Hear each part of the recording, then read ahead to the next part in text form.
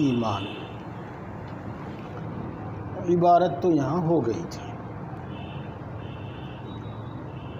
اب سب سے پہلے ہم یہ بات شروع کرتے ہیں، سب سے پہلے بات کہتے ہیں کہ کتاب الایمان لکھا اور اس کے بعد لکھا بسم اللہ الرحمن الرحیم۔ اس کے بعد آپ صفحہ 13 کھولیے ان کتابوں میں، صفحہ 13 یا 14، اور دیکھیے وہاں پر کتاب العلم۔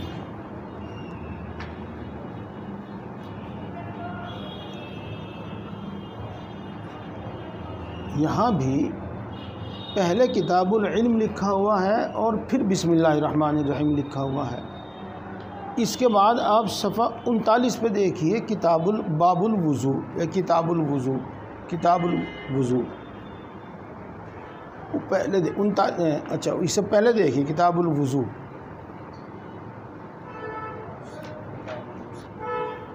نہیں اس سے پہلے ہے کتاب الوضو۔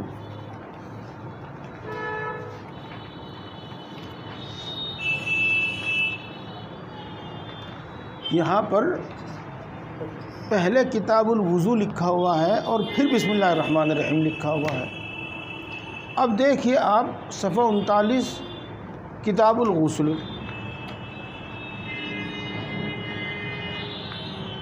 یہاں پہلے بسم اللہ الرحمن الرحیم لکھا ہوا ہے اور پھر کتاب الغسل لکھا ہوا ہے۔ بس یہ بتانا چاہتا ہوں۔ اب سمجھیے آپ کہ بخاری علیہ الرحمہ کبھی تو کتاب پہلے لکھتے ہیں اور بسم اللہ الرحمن الرحیم بعد میں لکھتے ہیں،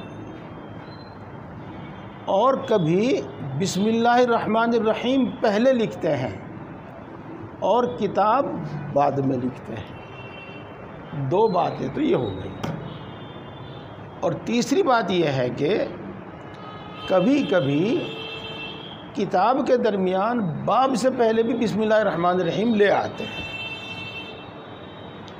تو دیکھو ان باتوں کو سمجھنا ضروری ہے۔ ان باتوں کو صرف نظر انداز کر کے آگے چل دینا یہ طالب علمی کا تقاضا نہیں ہے، طلب علم اس کو نہیں کہتے۔ کیا بخاری کا کوئی طریق ہی نہیں ہے کہ کب وہ کتاب سے پہلے بسم اللہ الرحمن الرحیم لکھ دیں، کب کتاب کے بعد بسم اللہ الرحمن الرحیم لکھ دیں، اور کب کتاب کے درمیان بسم اللہ الرحمن الرحیم لکھ دیں؟ کوئی تو اصول ہوگا، آخر وہ ایسا کیوں کرتے ہیں؟ تو دوستو، جب کتاب الایمان سے پہلے بسم اللہ الرحمن الرحیم لکھا جائے تو یہ اصل ہے، اور اصل اس معنی کر ہے کہ یہ مستقل ایک جز ہے۔ کتاب الایمان مصنف کے نزدیک مستقل ایک جز ہے، اور ہر جز سے پہلے انہوں نے بسم اللہ الرحمن الرحیم لکھی ہے، یعنی ہر جز کی ابتدا انہوں نے بسم اللہ الرحمن الرحیم سے کی ہے، جیسا کہ کرنی چاہیے اور جیسا کہ حدیث پاک میں اس کا حکم ہے۔ اب سوال یہ رہ جاتا ہے کہ جب وہ کتاب کے بعد بسم اللہ الرحمن الرحیم لکھتے ہیں تو ایسا کیوں کرتے ہیں؟ یہ تو بظاہر حدیث پاک پر عمل نہیں ہو رہا ہے۔ کتاب الایمان کی ابتدا بسم اللہ الرحمن الرحیم سے نہیں ہوئی ہے۔ تو دیکھو مصنف علیہ الرحمہ اپنی کتاب کو قرآن پاک کے طرز پر لے کر چلے ہیں۔ چنانچہ آپ دیکھتے ہیں کہ بخاری شریف میں کتنے پارے ہیں؟ 30 پارے ہیں، اور قرآن پاک میں 30 پارے ہیں۔ تو اپنی کتاب کو یہ قرآن پاک کے طرز پر لے کے چلے ہیں۔ اب آپ قرآن پاک میں دیکھیں گے پہلے تو ایک سطر بنی ہوئی ہے جس میں سورہ فاتحہ کا نام لکھا ہوا ہے، وہ مکی ہے یہ لکھا ہوا ہے، اور اس کے ساتھ ساتھ اس میں کتنی آیتیں ہیں وغیرہ وغیرہ یہ لکھا ہوا ہے، اور سب صورتوں میں ایسا ہی ہے، اور اس کے بعد بسم اللہ الرحمن الرحیم لکھی ہوئی ہے۔ تو گویا کہ انہوں نے کتاب الایمان کو سورت کے نام کے مثل قرار دیا اور پھر اپنی کتاب بسم اللہ الرحمن الرحیم سے شروع کی، اور گویا کہ پھر سورت بسم اللہ الرحمن الرحیم سے شروع کی۔ یہ تو ہو گئی کتاب سے پہلے بسم اللہ الرحمن الرحیم اور کتاب کے بعد بسم اللہ الرحمن الرحیم لکھنے کی وجہ، اور امید ہے کہ سمجھ میں آئی ہوگی۔ اب رہ جاتا ہے درمیان کتاب میں بسم اللہ الرحمن الرحیم لکھنا، تو اس کی وجہ یہ ہے جب کسی بھی سبب سے مصنف علیہ الرحمہ کو تحریر کے درمیان وقفہ کرنا پڑتا، تصنیف کے درمیان وقفہ کرنا پڑتا، مثلا سفر کی وجہ سے، مثلا بیماری کی وجہ سے، یا کسی اور عذر کی وجہ سے، اور وہ وقفہ طویل یا قصیر کچھ بھی ہوتا، جب وہ اپنا کام شروع کرتے تو اس باب سے پہلے بھی بسم اللہ الرحمن الرحیم لکھتے، تبرکاً و امتثالاً لامر الرسول صلی اللہ علیہ وسلم۔ یہ بات ہو گئی۔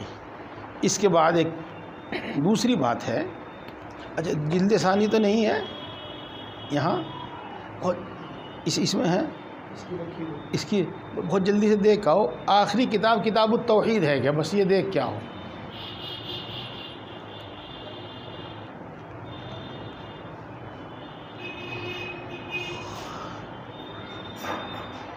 بات سنیے،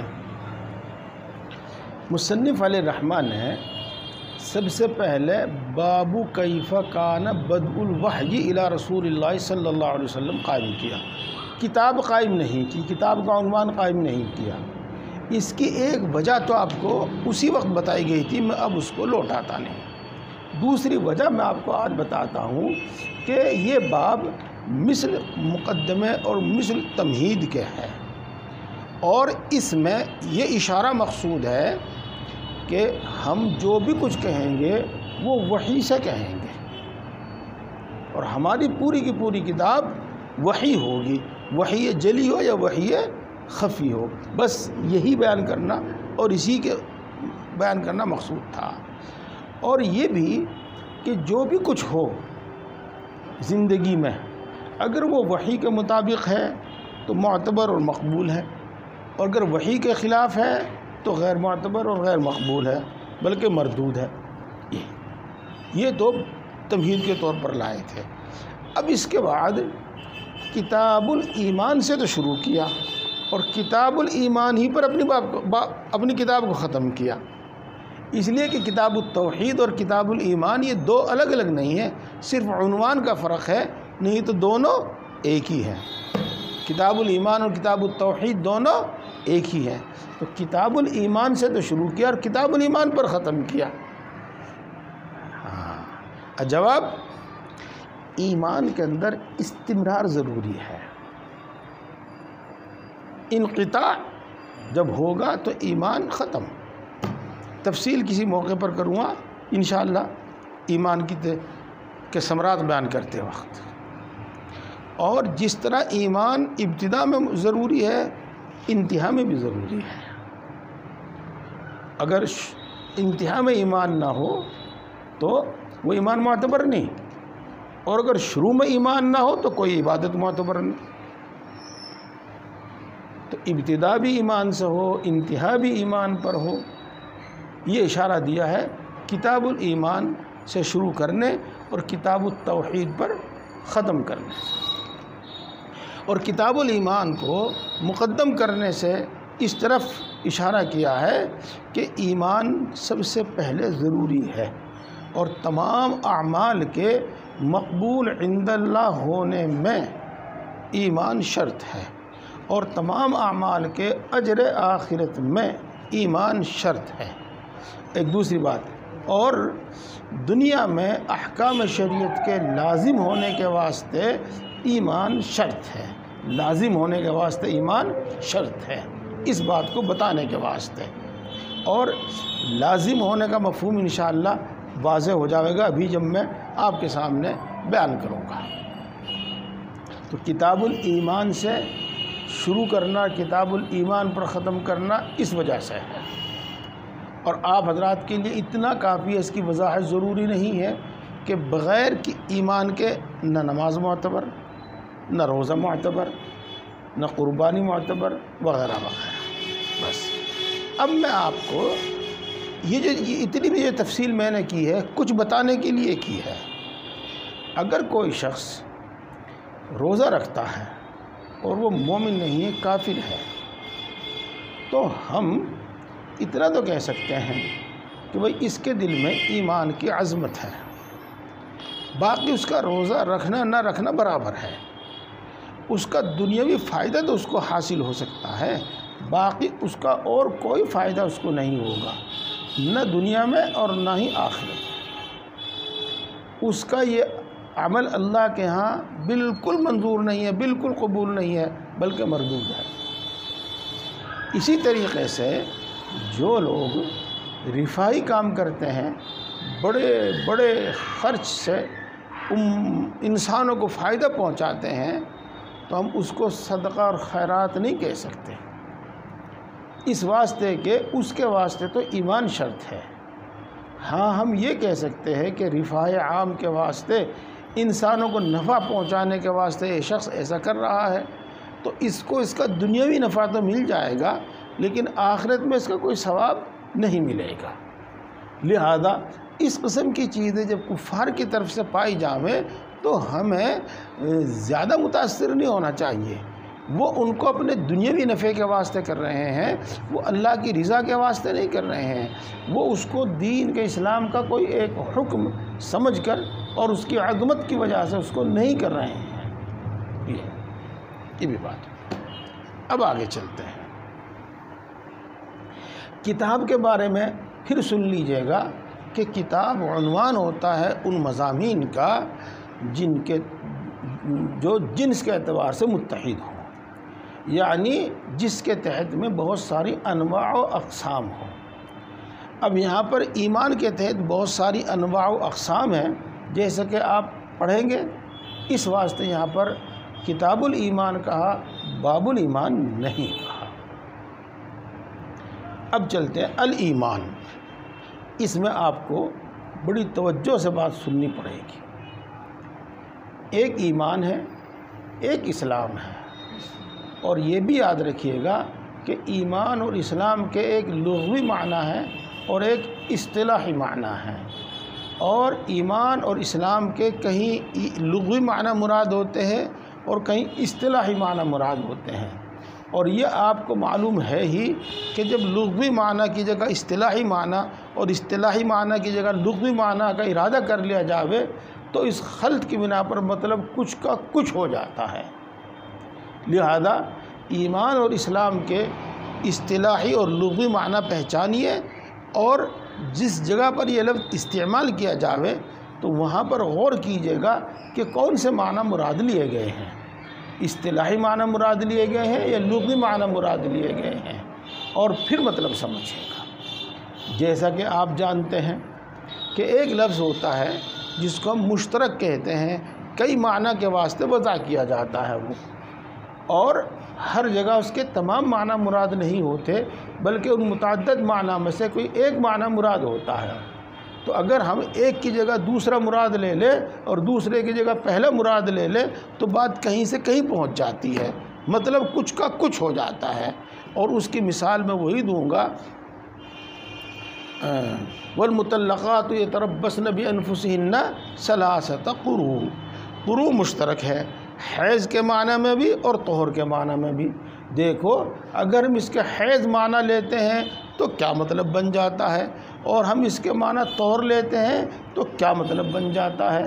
لہذا جس طریقے سے لفظ مشترک کے معنی میں غور کر کے متعین کرنا ہوگا قرائن سے، دلائل سے، کہ یہاں کون معنی مراد ہیں، اور تبھی مطلب صحیح ہوگا، اسی طریقے سے اصطلاحی اور لغوی معنی میں بھی غور کرنا ہوگا اور سیاق و سباق کو دیکھنا ہوگا، بلکہ دلائل کو دیکھنا ہوگا، اور اسی کے مطابق مراد اور مطلب لینا ہوگا۔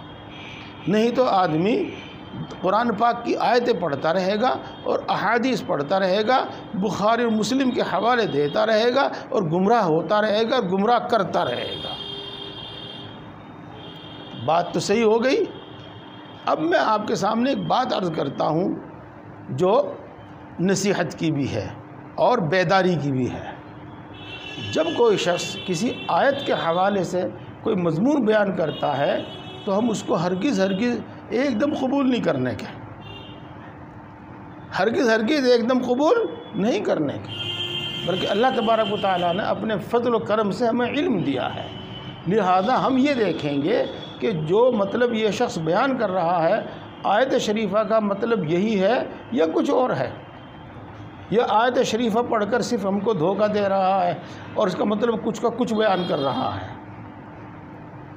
یہ اسی طریقے سے اس سے آگے بڑھ کر ہم یہ دیکھیں گے کہ جو یہ مطلب بیان کر رہا ہے اگر وہ واقعی صحیح ہے تو اس کا کوئی اور بھی مطلب ہے کہ نہیں، اور ترجیح کس کو ہے.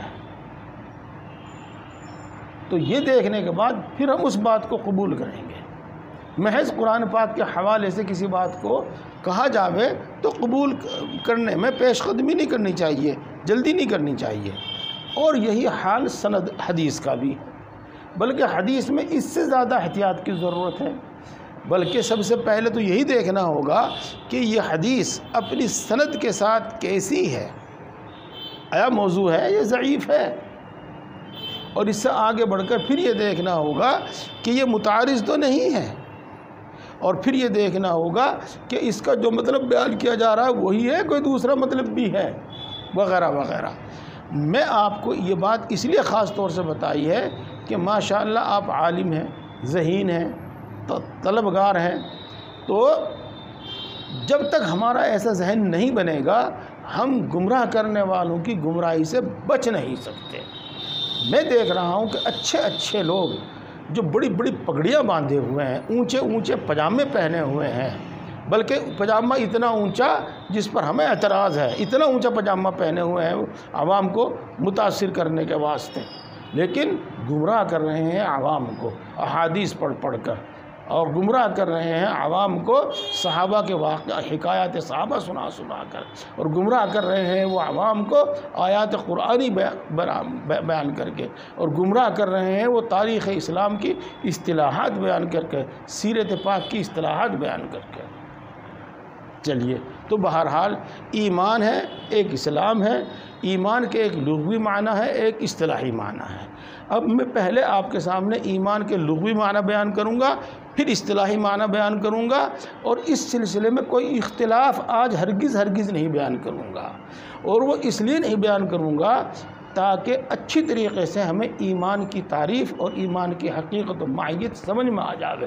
آج ہی میں اختلاف بھی بیان کر دوں تو آپ کے ذہنوں میں دو باتیں آ جاویں، اور دونوں کے سمجھنے میں، دونوں میں فرق کرنے میں آپ کا دماغ الجھ جاوے اور اس کو ہی بندہ سمجھ سکے.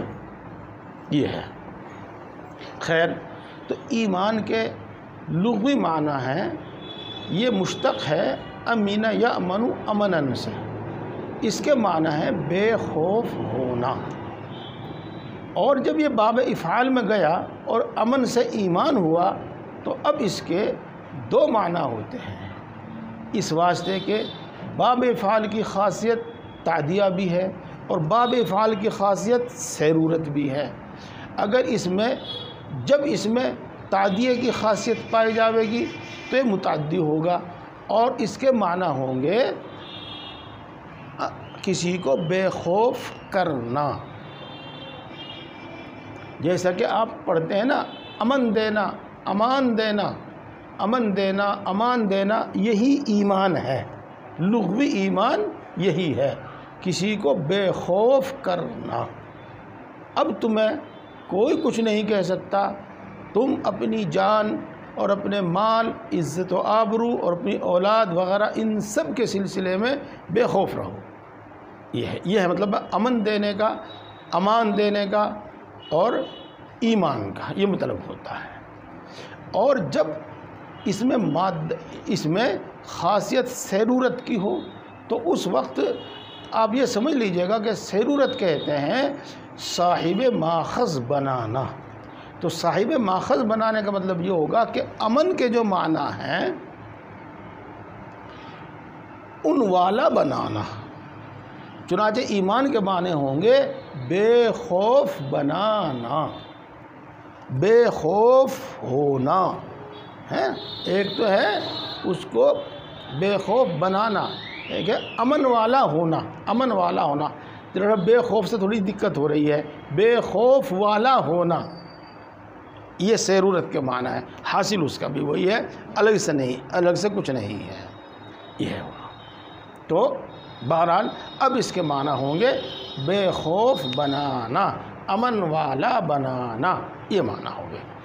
اور ایک اس کے معنی ہے اطاعت اور انقیاد، اطاعت اور انقیاد، جس کے معنی ہم فرما برداری،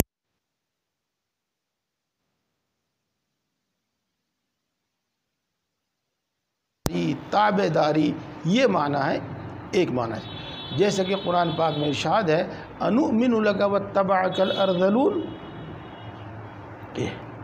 کیا ہم تیرے مطیع و فرما بردار ہو جاویں، حالانکہ تیرے فرما بردار لوگ تو ذلیل لوگ ہیں، گھٹیا قسم کے لوگ ہیں، ہم بڑھیا قسم کے لوگ تیرے فرما بردار کیسے ہو سکتے ہیں؟ انؤمن لک واتبعک الارذلون، یہ معنی ہے۔ اور ایک معنی اس کے تصدیق کے بھی ہیں، جب کہ یہ با کے صلے کے ساتھ استعمال ہو، اور جب یہ لام کے صلے کے ساتھ استعمال ہوگا تو اس کے معنی انقیاد کے ہوں گے، اور جب یہ با کے صلے کے ساتھ استعمال ہوگا تو اس کے معنی تصدیق کرنے کے ہوں گے۔ چنانچہ آمنت باللہ کا مطلب ہوگا میں اللہ کی تصدیق کرتا ہوں، آمنت بزید کا مطلب یہ ہوگا میں زید کی تصدیق کرتا ہوں، یہ معنی ہوں گے۔ تو تصدیق کرنا۔ اب یہاں پر اس سے آگے کسی کھوج میں جانے کی ضرورت نہیں، زیادہ تحقیق میں جانے کی ضرورت نہیں ہے۔ بہرحال اس کے معنی تصدیق کرنے کے ہیں، جبکہ با کے صلے کے ساتھ استعمال ہو۔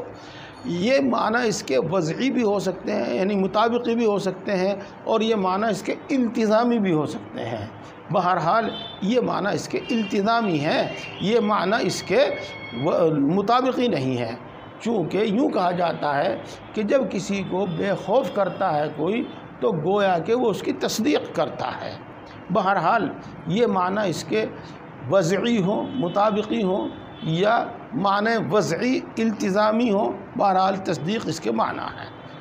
اور ایک اس کے معنی آتے ہیں اعتماد کے، اعتماد کے، جبکہ یہ اعلیٰ کے صلے کے ساتھ استعمال کیا جاوے، اگرچہ اعلیٰ کے صلے کے ساتھ اس کا استعمال کم ہے لیکن بہرحال ہے، اور اس کے معنی اعتماد کے ہیں۔ اگر یوں کہا جاوے گا آمنت علی زید، تو اس کا مطلب یہ ہوگا کہ میں نے زید پر اعتماد کیا۔ تو اب آپ ایک بار پھر سن لیجئے گا کہ اس کے لغوی معنی بے خوف بنانا، امن والا بنانا، اور اس کے لغوی معنی تصدیق کرنا، جبکہ با کے صلے کے ساتھ استعمال ہو، اور اس کے لغوی معنی انقیاد، جبکہ یہ لام کے صلے کے ساتھ استعمال ہو، اور اس کے معنی اعتماد، جبکہ یہ علا کے صلے کے ساتھ استعمال ہو، یہ ہو گئے۔ اب اس کے معنی سنیے، اس کے اصطلاحی معنی دیکھو۔ اصطلاحی معنی ہے الایمان التصدیق بما جاء به النبی صلی اللہ علیہ وسلم وعلم مجیہ بالضرورت تفصیلا فیما فصل واجمالا فیما اجمل۔ پہلے تو میں اس کا ترجمہ کر دوں، صرف ترجمہ کر دوں نا۔ رسول اللہ صلی اللہ علیہ وسلم کی تصدیق کرنا ان تمام باتوں میں جو آپ بداہتاً لے کر آئے ہیں۔ ضرورتاً کا ترجمہ بداہتاً کا کر دیا میں نے، یا اسی طرح کر رہا ہوں جو آپ لے کر آئے ہیں، اور ان چیزوں میں تصدیق کرنا جن چیزوں کا لانا آپ سے بداہتاً ثابت ہے، یہ بات ہو گئی۔ پھر آگے چلتے ہیں، جن چیزوں کو آپ نے اجمالاً بیان کیا ہے تو ہم ان پر اجمالاً ہی ایمان لائیں گے، اور ان پر اجمالاً ہی ایمان لانا ضروری ہوگا، اور جن چیزوں کو تفصیلاً بیان کیا ہے تو ان پر تفصیلاً ایمان لانا ضروری ہوگا۔ اب دیکھو التصدیق بما جاء به النبی صلی اللہ علیہ وسلم میں ایک تو لفظ تصدیق کی تحقیق ہو جاوے اور اس کے بعد لفظ ضرورتاً کی تصدیق ہو جاوے اور پھر لفظ ضرورتاً کی اور چلو ضرورتاً کے معنی بھی بیان کیا جاوے، اس کی تفصیل بھی ہو جاوے، پھر فیما اجملا، اچھا تفصیلاً فیما فصلا اور اجمالاً فیما اجملا، اور ان کی کچھ مثالیں دے دی جائیں۔ تو بہرحال اس میں آپ کو بہت توجہ سے بات سننی چاہیے۔ دیکھو تصدیق کس کو کہتے ہیں؟ آپ نے منطق میں کچھ پڑھا ہے اور وہ آپ کو یاد بھی ہوگا، اس وقت سمجھ میں نہ آیا ہوگا تو میں اب سمجھانے کی کوشش کروں گا، چونکہ اس پر ایمان کی تعریف سمجھنا موقوف ہے، اور اگر آپ سمجھے ہوئے ہیں تو ماشاءاللہ الحمدللہ۔ جب لفظ میں یوں کہو کلام میں، چونکہ کلام بھی لفظ ہی کا مترادف ہے، نسبت ہو یا حکم ہو تو وہ حکم یا تو واقع کے مطابق ہوگا یا واقع کے مطابق نہیں ہوگا۔ اگر وہ واقع کے مطابق نہیں ہے تو اس کو جہل مرکب کہتے ہیں، اور اگر وہ واقع کے مطابق ہے تو پھر اس میں یا تو جانب مخالف کا احتمال ہوگا یا جانب مخالف کا احتمال نہیں ہوگا۔ ہاں جاگ کے سنیو بھائی، سو کے نہیں، ہاں یا جانب مخالف کا احتمال ہوگا یا جانب مخالف کا احتمال نہیں ہوگا۔ اب جانب مخالف کیا ہے؟ مثال کے طور پر میں نے کہا زید میرے کمرے میں ہے، یہ کہا میں نے۔ اب آپ نے بات میری سنی، لیکن سن کر آپ کے دماغ میں بات آئی، ارے وہ تو کل ہی کلکتے گیا تھا، وہ مولانا کے کمرے میں کیسے ہو سکتا ہے؟ یعنی آپ کے دماغ میں بات آئی، یہ احتمال آیا کہ نہیں ہے، یہ ہے جانب مخالف۔ میں نے کہا زید کھڑا ہے، اور آپ کو کسی بھی ذریعے سے معلوم ہے کہ نہیں زید تو لیٹا ہوا ہے۔ اب آپ کے دماغ میں وہ جو جملے کے اندر نسبت ہے، جو نسبت جملے کے اندر حکم ہے، اس کی جانب مخالف آپ کے ذہن میں آئی۔ اتنی بات سمجھ میں آ گئی بھائی؟ سب کے سمجھ میں آ گئی؟ ہاں۔ تو اب یہ جو جانب مخالف ہے اس میں دو احتمال ہیں، یا تو جانب موافق اور جانب مخالف دونوں برابر ہیں، دونوں کا درجہ بالکل ایسے ہے، برابر ہے۔ تو اب اس کو شک کہیں گے، شک۔ اس کو علم اور تصدیق نہیں کہیں گے بلکہ اس کو شک کہیں گے۔ اور اگر ان میں کمی بیشی ہے، کوئی بھی ایک جانب غالب ہے، کوئی بھی ایک جانب مغلوب ہے، خواہ وہ جانب مغلوب جانب مخالف ہے یا وہ جانب مغلوب جانب موافق ہے، دونوں میں سے کوئی بھی ایک چیز، کوئی بھی ایک نسبت موافق یا نسبت مخالف وہ غالب اور مغلوب ہیں، تو اس سے کوئی بحث نہیں۔ تو جانب مغلوب کو کہیں گے وہم، اور جانب غالب کو کہیں گے ظن غالب، لیکن ان دونوں میں سے کوئی بھی علم اور تصدیق نہیں ہے۔ اس کے بعد جانب مخالف کا احتمال نہیں، لیکن ایسی صورتحال ہے کہ تشکیک مشکک سے تمہارا وہ یقین زائل ہو جاوے، سننے والے کا وہ یقین زائل ہو جاوے۔ آپ کو بتایا گیا کہ زید میرے کمرے میں موجود ہے، اس کے بعد کسی شخص نے کہا کہ نہیں وہ تو دلی گیا ہوا ہے، تو فوراً آپ کے ذہن میں پہلے جملے میں خلاف جانب مخالف آپ کے ذہن میں آ جاوے۔ تو پہلے تو آپ کو یقین تھا حاصل، یعنی جانب مخالف تھی ہی نہیں اس میں، لیکن جب ایک دوسرے نے کوئی بات کہی تو فوراً جانب مخالف آپ کے ذہن میں آ گئی، اور پھر کہا کہ نہیں میرے کمرے میں موجود ہے، تو اب جانب مخالف ختم ہو گئی۔ تو اس کو کہتے ہیں تقلید، اور منطق کے اندر یہ بھی تصدیق نہیں ہے۔ اور اس کے بعد پھر ایک درجہ ہے کہ تشکیک مشکک سے بھی وہ نسبت زائل نہ ہو اور وہ حکم زائل نہ ہو، یعنی اس میں جانب مخالف پیدا نہ ہو، اس کو کہتے ہیں تصدیق، اس کو کہتے ہیں تصدیق۔ تصدیق کہ تشکیک مشکک سے بھی وہ زائل نہ ہو۔ اس کو کہتے ہیں تصدیق، اور کہتے ہیں تصدیق منطقی۔ یہ اب میں آپ کو یہاں پر ایک بات کہتا ہوں، آپ اس کو 99% صحیح سمجھیے گا، لیکن 1% اس میں دوسرا بھی احتمال ہے، اور وجہ اس کی یہ ہے کہ میں نے یہ تلاش کرنے کے باوجود کہیں ملی نہیں، بلکہ پوچھنے کے بعد کیوں بتا نہیں پایا۔ یہ ہے، وہ یہ ہے کہ آپ یہ کہیں گے کہ ایمان میں ضروری تو یہ ہے کہ تصدیق ہو معرفت کے ساتھ، لیکن مقلد کا ایمان بھی مقبول ہے، مقلد کا ایمان بھی مقبول ہے۔ تو میں یہ عرض کرنا چاہتا ہوں کہ یہاں مقلد سے آپ وہ معنی نہ لیجئے جو ابھی آپ کو بتائے کہ تقلید اس کو کہتے ہیں جو تشکیک مشکک سے زائل ہو جاوے۔ تو ایمان میں ایسی تصدیق جو تشکیک مشکک سے زائل ہو جاوے معتبر نہیں، ایمان میں بھی وہی تصدیق معتبر ہے جو تشکیک مشکک سے زائل نہ ہو۔ اور جو کہا گیا ہے کہ مقلد کا بھی ایمان معتبر ہے، تو اس کی دو صورتیں ہیں۔ اس کی ایک صورت تو یہ ہے کہ آدمی معرفت قلب کے ساتھ اس کی تصدیق کرے، اور ایسی تصدیق کرے کہ تشکیک مشکک سے زائل نہ ہو، اور یہ عام طور سے اہل علم، اہل معرفت کو حاصل ہوتا ہے ایمان۔ اور ایک تصدیق وہ ہوتی ہے جو کسی سے سن کر آدمی کر لے، سن کر تصدیق کر لے، تو یہ عام طور سے غیر اہل علم کو ہوتی ہے، لیکن ان کی تصدیق بھی ہو ایسی جو تشکیک مشکک سے زائل نہ ہو، تصدیق ہو ان کی بھی ایسی، ہاں تقلیداً ہو کہ صرف سن کر ہو کسی سے، یہ ہے۔ تو بہرحال تصدیق اس کو کہتے ہیں جو تشکیک مشکک سے زائل نہ ہو۔ اب آگے چلتے ہیں ہم۔ التصدیق بما جاء به النبی صلی اللہ علیہ وسلم، اس میں بھی آپ تھوڑی سی بات سنیے۔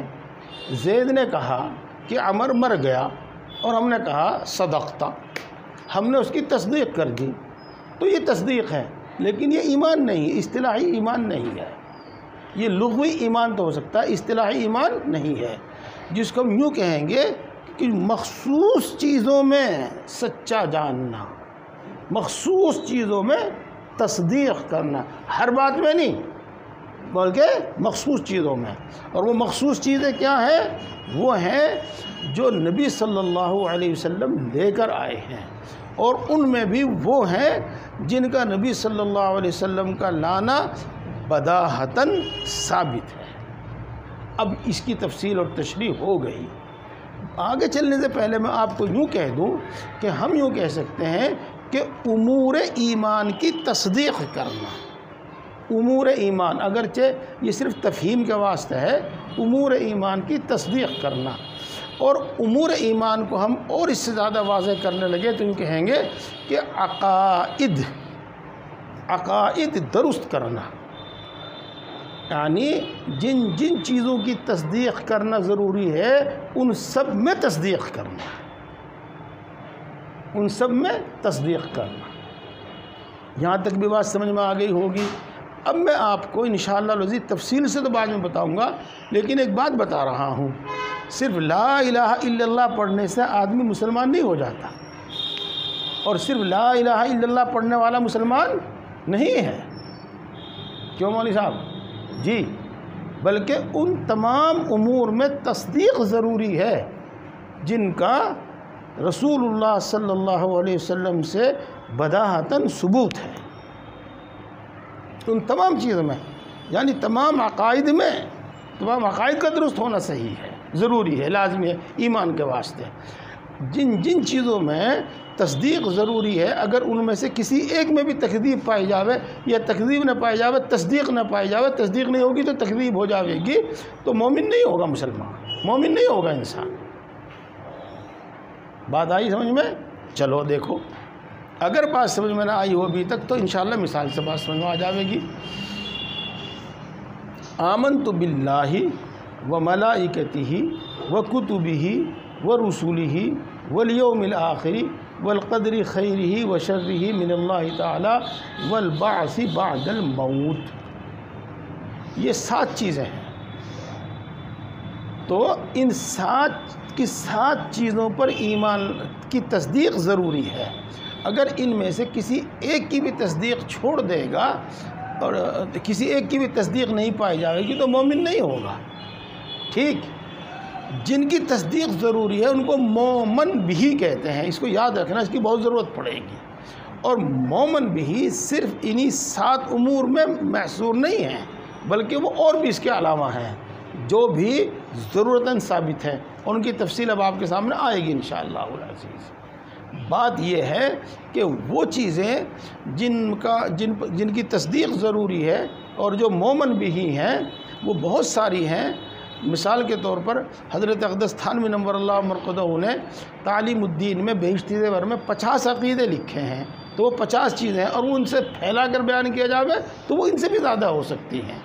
تو جب ان کو ہم نے سمیٹ کر بیان کیا، اجمال کے ساتھ بیان کیا، تو وہ ان 7 میں منحصر ہو گئے.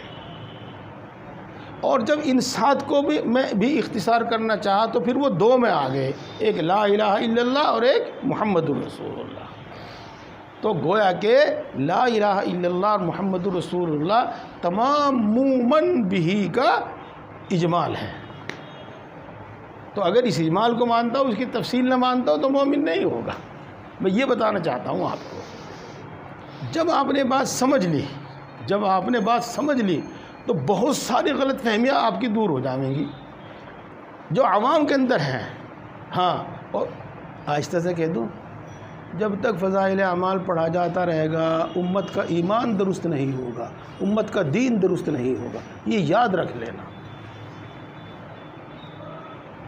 جی ہاں، ہم کہتے ہیں اجی شیعہ بھی تو لا الہ الا اللہ محمد رسول اللہ پڑھتے ہیں، پھر وہ مسلمان کیوں نہیں جی ہیں؟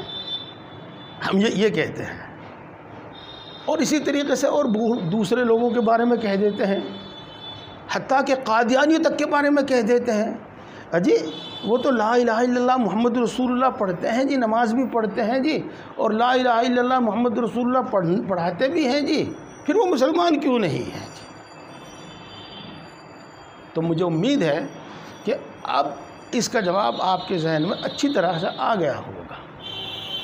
تو امت کو مومن بنانے کے واسطے ایمان کی تمام تفصیل ایسے الفاظ اور ایسی عبارت میں ان کے سامنے رکھنا، ان کو سکھانا ضروری ہے جس کو وہ سمجھ سکیں. ایمان بڑھانے سے پہلے ایمان سکھائیے. ایمان بڑھانے کی بات تو بعد میں ہوگی. یہ ہے. خیر، یہ مسئلہ حل ہو گیا. اب ہم آگے چلتے ہیں. ضرورتاً بداہتاً ان چیزوں کا علم ضرورتاً ثابت ہو، بالضرورہ ثابت ہو، بداہتاً ثابت ہو تو علم بالضرورہ اور علم بداہتاً یقینی علم، ظن غالب نہیں بلکہ یقینی علم، وہ کس ذریعے سے حاصل ہوگا. تو دیکھو، آپ نے ایک پڑھی ہے خبر متواتر، ایک پڑھی ہے خبر مشہور، ایک پڑھی ہے خبر آحاد. تو جو چیز تواتر سے ثابت ہوگی انہی پر ایمان لانا ضروری ہے، اور جو تواتر سے ثابت نہیں ہوگی ان پر ایمان لانا ضروری نہیں ہے، اس کی تصدیق ضروری نہیں ہے. اگر خبر مشہور سے بھی وہ چیز ثابت ہے تو بھی اس پر ایمان لانا ضروری نہیں، تو بھی اس کی تصدیق ضروری نہیں ہے. اتنی بات سمجھ میں آئی؟ بدعت تو نہیں؟ ہاں دیکھو، وتر کی نماز مستقل ایک نماز ہے اور واجب ہے، اور عشاء کی نماز مستقل ایک نماز ہے اور فرض ہے. ان دونوں میں فرق کیا ہے؟ ان دونوں میں فرق یہ ہے کہ عشاء کی نماز تواتر سے ثابت ہے اور اس کا منکر کافر ہے، اور وتر کی نماز تواتر سے ثابت نہیں، اس واسطے وہ واجب ہے اور اس کا منکر فاسق تو ہوگا لیکن کافر نہیں ہوگا. تو جو چیز تواتر سے ثابت ہو اس کی تصدیق ضروری ہے. کئی منٹ ہو گئے جی؟ اچھا. ہاں، اگلی بات چلیے میں تھوڑی سی شروع کر دوں، ہونے کی تو نہیں وہ پوری. اب سمجھو، تواتر کی ایک تعریف تو آپ نے مقدمۃ الحدیث میں، مقدمۃ العلم میں پڑھی تھی، اور تواتر کی ایک تعریف آج سنیے آپ. ساری باتیں ایک وقت میں نہیں بیان کی جاتی، بلکہ جب جس کا وقت ہوتا ہے، موقع محل ہوتا ہے، وہاں بیان کرنی چاہیے. اور جب کوئی چیز موقع محل پر بیان کی جاتی ہے تو سمجھ میں بھی آتی ہے، یاد بھی رہتی ہے، اور بے موقع بیان کر دی جاوے تو سمجھ میں نہیں آتی۔ ہاں، اسی واسطے میرے دوستو، جب کسی چیز کی کسی عمل کا وقت آوے تو عوام کے سامنے اس کی تعلیم کرو تو وہ سمجھ میں بھی آوے گی اور عمل بھی کریں گے۔ بقرعید کے موقع پر بقرعید کے احکام اور محرم کے موقع پر محرم کے احکام بیان کرو تو وہ ان کے سمجھ میں بھی آویں گے اور یاد بھی رہیں گے، اور انشاءاللہ سب کو نہیں، جتنوں کو بھی ہو سکے گی عمل کی بھی توفیق ہوگی۔ تو اس واسطے موقع محل پر بات بیان کرنی چاہیے۔ تب چلو، تواتر کی 4 قسمیں ہیں۔ ایک تواتر ہے جس کو کہہ سکتے ہیں بالسند، تواتر بالسند، اور اس کی تعریف وہی ہے جو آپ سن چکے ہیں، یعنی ہر طبقے میں، ہر زمانے میں اتنے لوگ اس کو بیان کریں کہ ان کا جھوٹ پر اتفاق عقل محال قرار دیتی ہو، یہ ہے سند کے ساتھ۔ اور ہم ان لوگوں کی تعداد جانتے ہوں یا نہ جانتے ہوں، لیکن بہرحال اتنے لوگ ان کو بیان کرتے ہوں۔ جیسا کہ آپ نے نخبۃ الفکر میں، شاید نخبۃ الفکر ہے نا اصول حدیث کی کتاب، ہاں، اس میں پڑھا ہوگا کہ من کذب علی متعمدا فلیتبوأ مقعدہ من النار، یہ حدیث پاک تواتر سے ثابت ہے۔ اور اس کے علاوہ بھی چند احادیث ہیں جو سند متواتر کے ساتھ ثابت ہے۔ تو یہ حدیث ہے۔ اب آگے چلیے گا۔ ہاں، کوئی بات نہیں، بس ایک بات کہہ کے چھوڑ دوں گا جب میں کہنے لگا تو۔ ایک ہے جس کو کہہ سکتے ہیں ہم تواتر بالطبقہ، اور اسی لفظ سے اس کو تعبیر کیا گیا ہے۔ اور تواتر بالطبقہ یہ ہے کہ ہم ان راویوں کے نہ تو نام لے سکیں، نہ ہم ان راویوں کی تعداد بیان کر سکیں، لیکن ہمیں بالیقین معلوم ہے کہ ہر طبقے میں وہ اتنی بڑی تعداد میں ہیں جن کے جھوٹ کو عقل محال قرار دیتی ہے۔ مثال کے طور پر قرآن پاک کے راوی، تو آپ دور صحابہ سے لے کر اور تابعین، تبع تابعین، اور آج کے دور تک قرآن پاک کے روایت کرنے والوں کی تعداد بیان نہیں کر سکتے کہ فلاں فلاں فلاں فلاں بیان کر سکتے ہیں، سب کی تعداد بیان نہیں کر سکتے، اور ضروری بھی نہیں کہ ہمیں معلوم ہو کہ فلاں فلاں اس کو بیان کرتے ہیں اور اتنے لوگ اس کو بیان کرتے ہیں۔ بس اتنا ضروری ہے کہ ہاں رسول اللہ صلی اللہ علیہ وسلم کے زمانے میں بھی ان گنت لوگ اس کو روایت کرتے تھے اور پڑھتے تھے اور بتاتے تھے کہ رسول اللہ صلی اللہ علیہ وسلم نے ہمیں قرآن پاک کی یہ آیت سکھائی ہے اور سنائی ہے۔ اور پھر اسی طریقے سے تابعین اور تبع تابعین سے لے کر آج تک، تو اس کو کہتے ہیں تواتر بالطبقہ۔